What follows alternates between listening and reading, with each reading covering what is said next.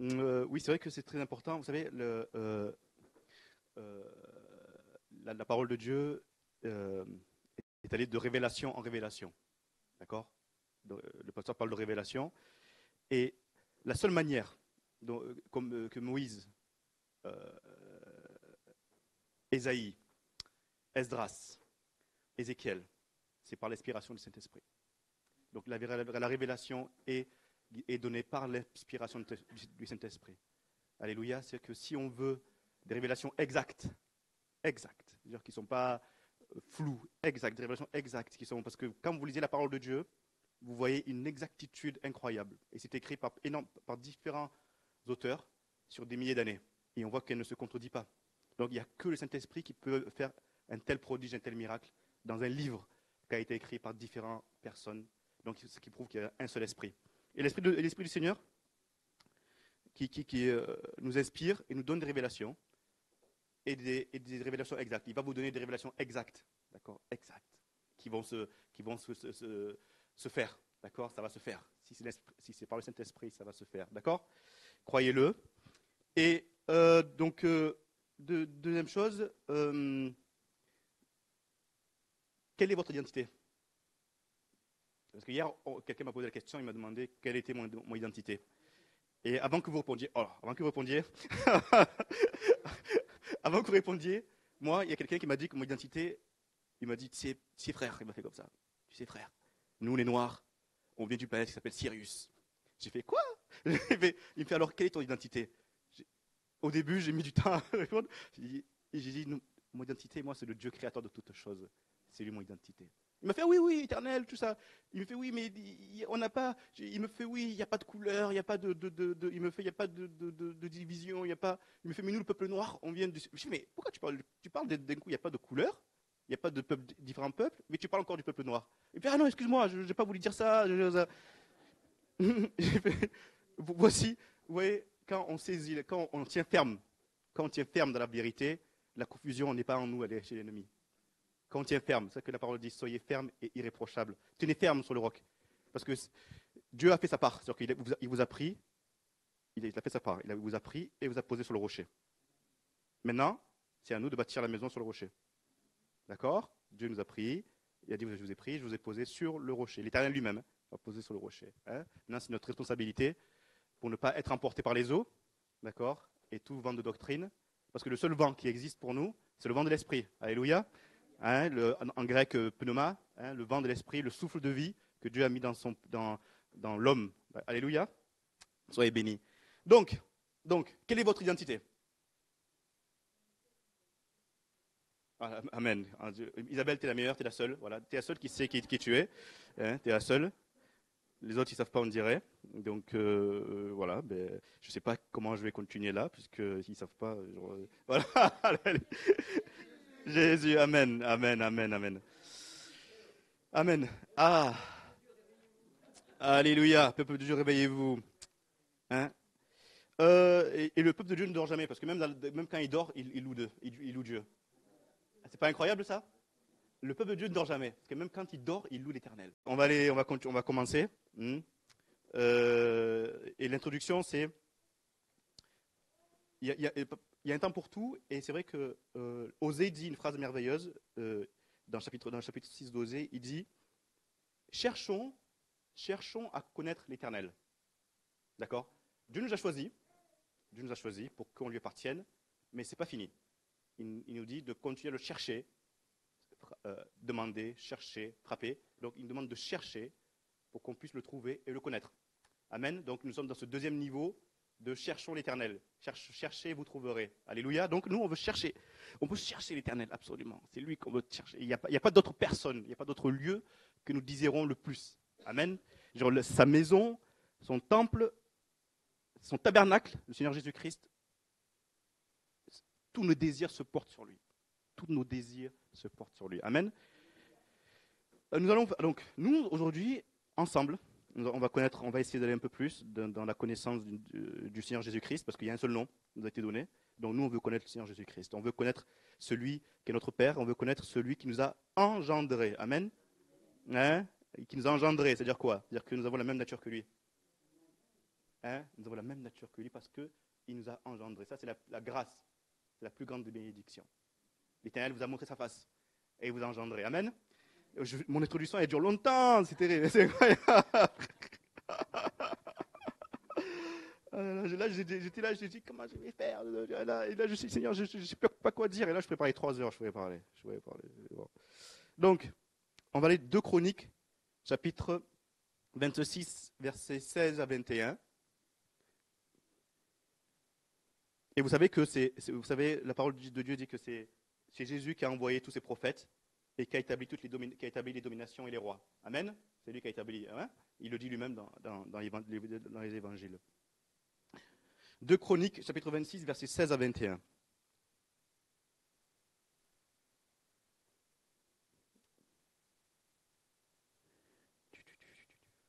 Voilà, super.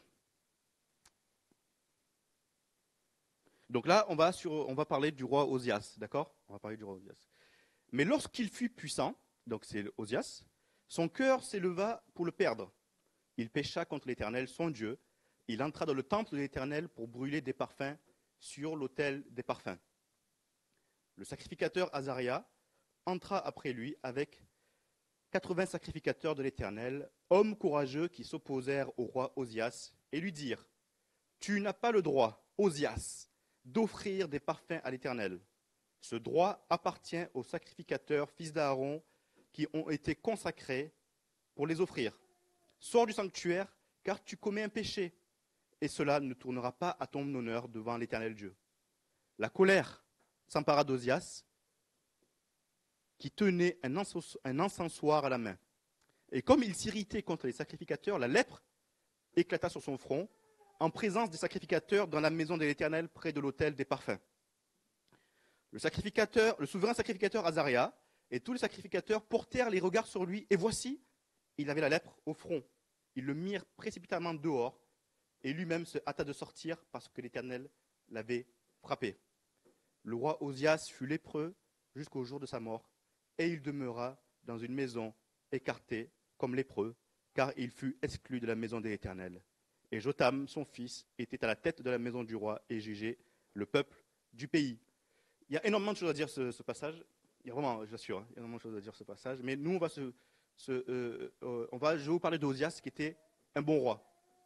Osias était un bon roi. Quand on se fie au verset 4 et 5, il est dit, il fit ce qui est droit aux yeux de l'Éternel entièrement, comme avait fait Amathia son père.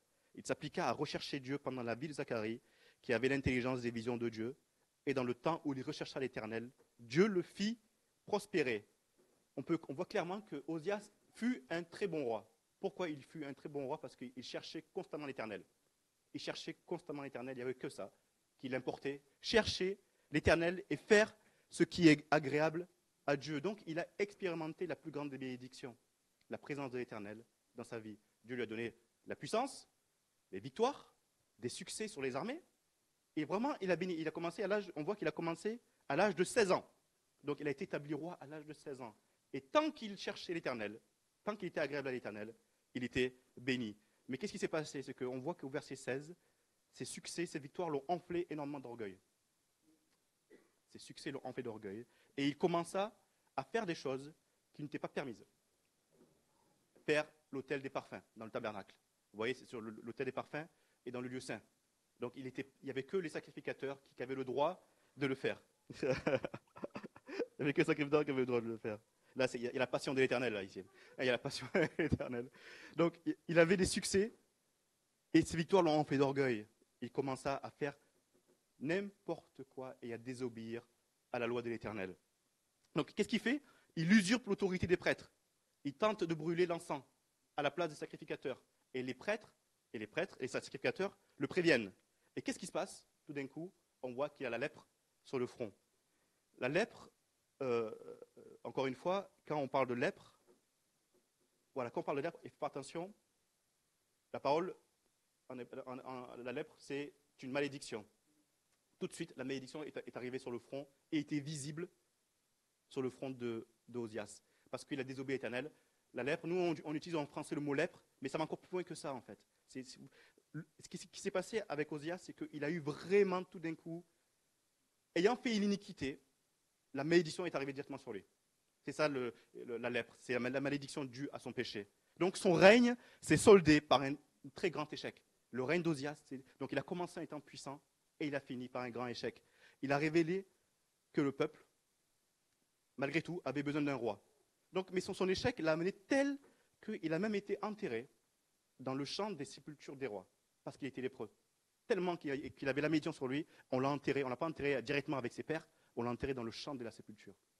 Donc vous voyez à quel point il a terminé avec un échec cuisant total juste parce qu'il n'a pas fait ce que Dieu lui a demandé de faire.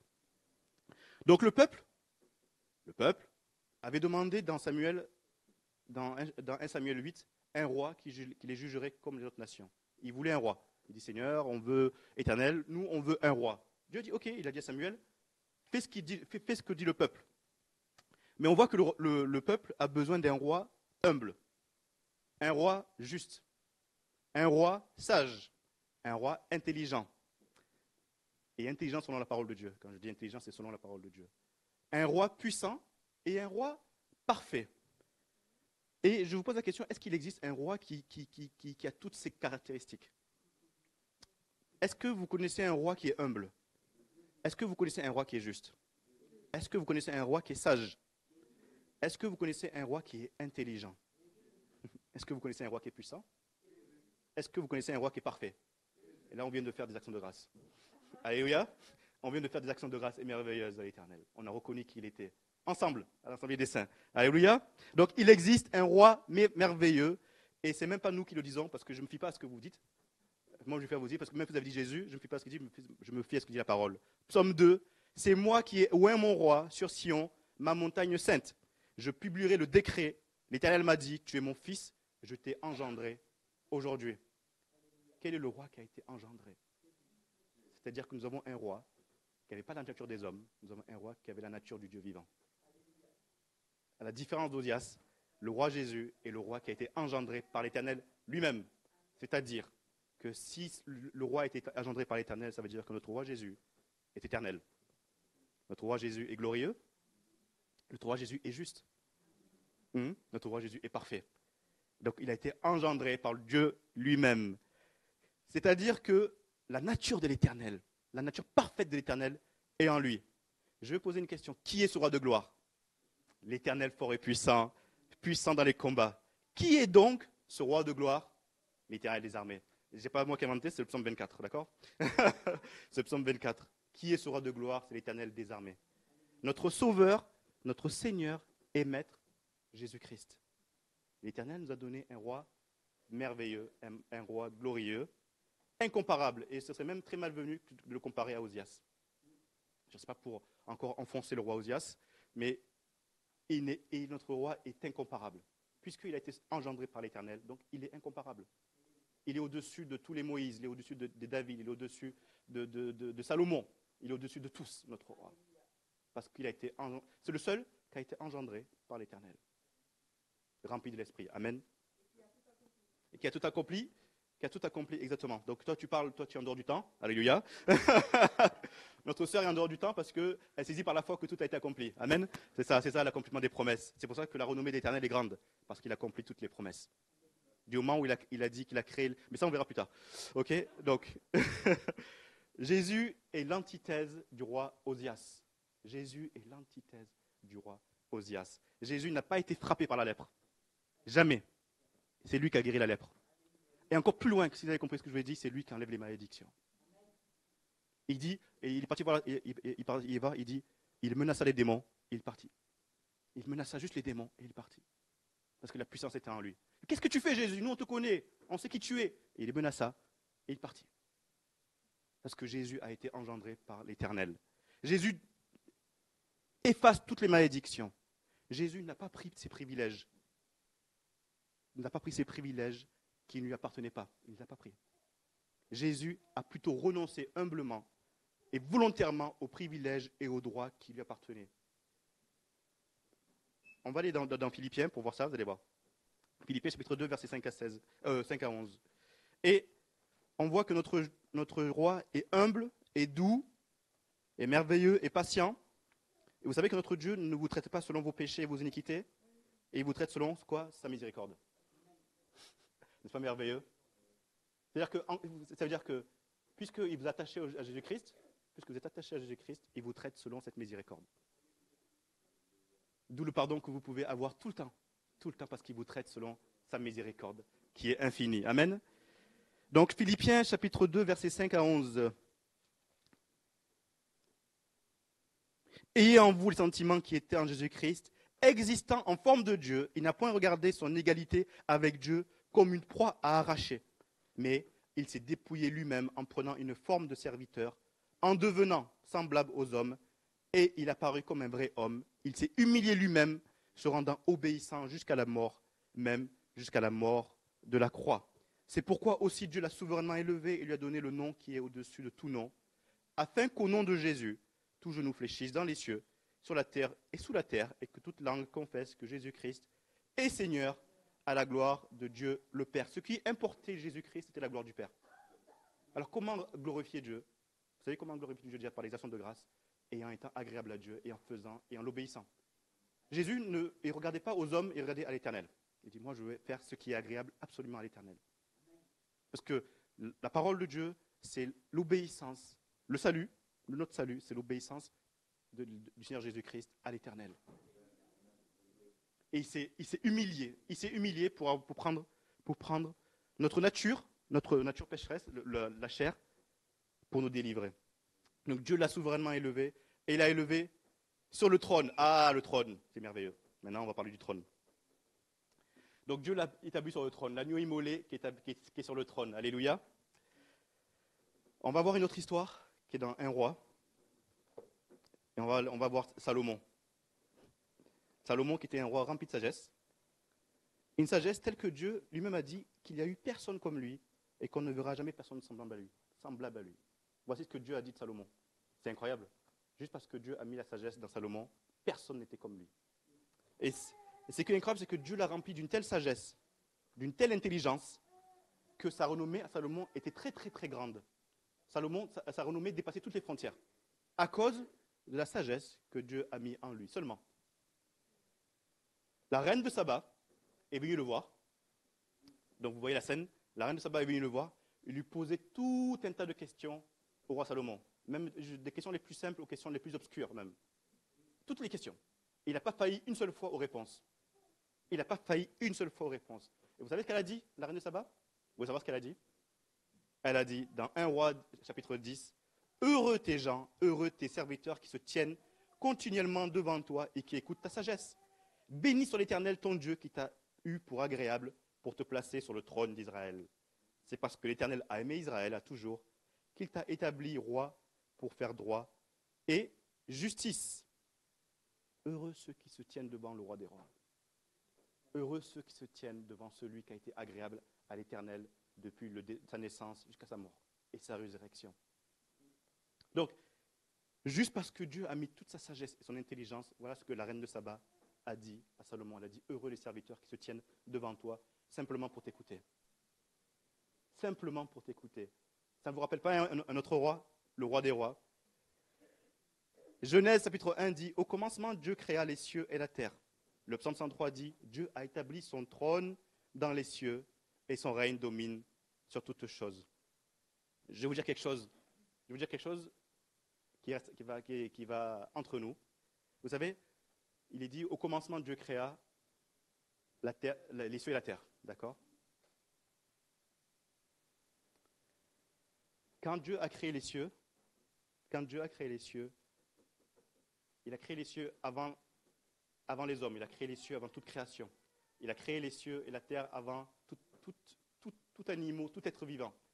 Mais il a créé avant toute chose, en premier, il a créé son trône. Il a établi son trône en premier. C'est le trône de l'Éternel qui est le plus important. Jonathan dit à David, David, tes péchés sont pardonnés, mais parce que les ennemis ont blasphémé le nom de l'Éternel, l'épée restera dans ta famille. Quand on crie, quand on dit, Seigneur, notre Père qui es aux cieux, que ton nom soit sanctifié, parce que l'Éternel tient absolument à son nom et à son trône. David dit, mes péchés sont pardonnés, mais l'épée est en moi, parce que le nom de l'Éternel a été blasphémé à cause du péché de David. Donc Dieu a établi son trône. Quand il a créé les cieux, il a créé d'abord son trône et il a établi son trône dans les cieux. Alléluia. C'est-à-dire que dès le début, il a dit, je vais créer quelque chose de merveilleux. Et vous savez, quand on dit au commencement était la parole, c'est pas en hébreu, quand Moïse a été inspiré par la parole de Dieu, par l'Esprit de Dieu, il a dit, et Moïse a écrit, il a dit, au commencement, ça veut dire celui qui est à la tête de tout commencement. Celui qui est à la tête de tout commencement. Le meilleur de tous les commencements est au commencement. Donc l'Éternel a établi le trône de notre Seigneur Jésus-Christ avant la création du monde. Voici le roi des rois. Voici pourquoi on dit le roi des rois, le Seigneur des seigneurs. Parce que son trône a été établi avant même que je sois créé. Avant même que vous soyez créé, son trône a été établi. Voilà pourquoi son trône est éternel. Voilà pourquoi son trône est éternel. Au contraire d'Osias, au contraire de David, au contraire de Salomon, au contraire de Jéroboam, au contraire de Roboam, au contraire d'Abdias, au contraire de tout ça, le trône de l'Éternel est éternel. Amen. Dieu a établi son trône avant la création du monde. Donc, heureux les serviteurs qui sont continuellement devant le roi des rois. Vous voulez demander quelque chose? Vous voulez demander quelque chose? L'Éternel a tracé déjà le chemin de la justice jusqu'à son trône. Amen. Il a tracé le chemin jusqu'au roi des rois. Comme le reine de Saba pouvait venir devant le Seigneur, dire Seigneur, je vais te demander quelque chose.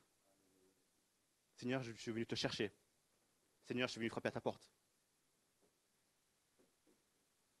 Vous allez être émerveillés par tout ce que l'Éternel va vous dire. Vous allez être rassurés par tout ce que l'Éternel va vous dire. Vous allez être fortifiés par tout ce que l'Éternel va vous dire. Parce que vous vous adressez au seul roi qui a été engendré par l'Éternel. Lui, il ne vous décevra pas. Contrairement à Osias, il ne vous décevra pas. Et quand on s'approche du trône, donc vous avez commencé, vous avez dit, Seigneur, je demande que tu me pardonnes mon péché. Seigneur, je demande que tu bénisses ma famille. Seigneur, je demande que tu bénisses mes enfants. Seigneur, je demande un travail. Seigneur, je demande que dans mon immeuble, il se passe et que tout le monde s'entende de bien. Seigneur, je te demande de bénir mes voisins. Seigneur, je te demande une voiture. Alléluia, Dieu vous donne de sa miséricorde. Seigneur, je te cherche. Seigneur, je te cherche. Et où est-ce que je te cherche? Osez dit que là où le Seigneur, c'est là où il y a la vérité, la connaissance et la miséricorde. Alors nous, Dieu a tracé le chemin à la vérité, à la connaissance et à la miséricorde. Nous allons à la miséricorde, à la connaissance et à la vérité. Et sur le chemin, on arrive, on cherche l'Éternel, et on est tellement dans la présence de l'Éternel, que Dieu, il ouvre sa porte.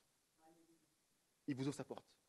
Parce que vous avez patienté. Vous avez patienté dans la recherche de sa présence. Vous avez tellement patienté en disant, la parole dit, Seigneur, tu hâtes, c'est toi qui me hâtes et j'invoquerai ton nom. Vous avez tellement patienté à l'attente de lui, en regardant que lui, qui dit, maintenant j'ouvre la porte.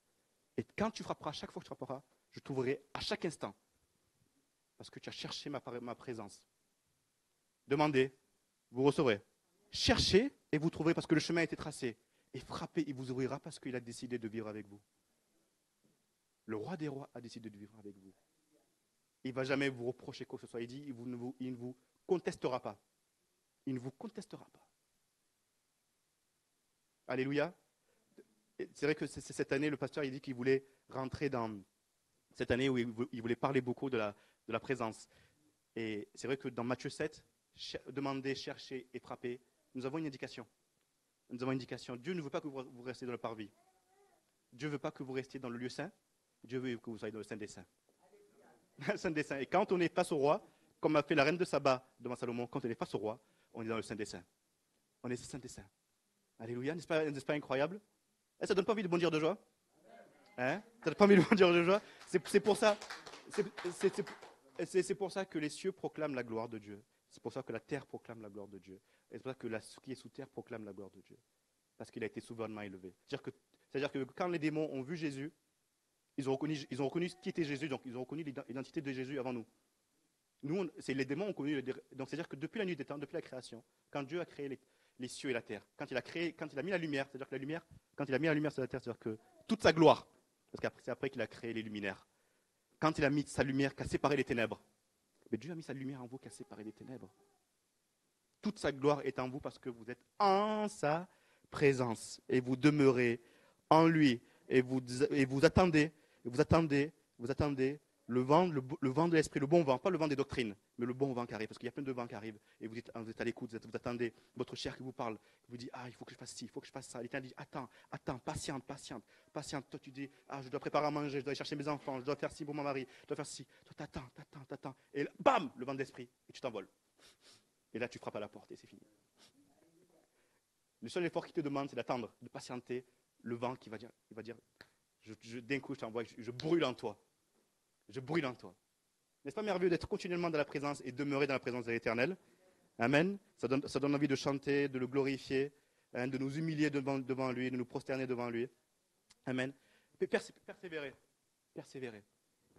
Parce que le chemin a été tracé. Gloire qui soit rendue à l'Éternel des armées, celui qui a fait toutes choses, celui qui est en nous, parmi tous, celui qui a délivré tous les peuples et celui qui, par sa puissance, est capable de pardonner toute iniquité. Alléluia. Soyez bénis au nom de Jésus. Amen.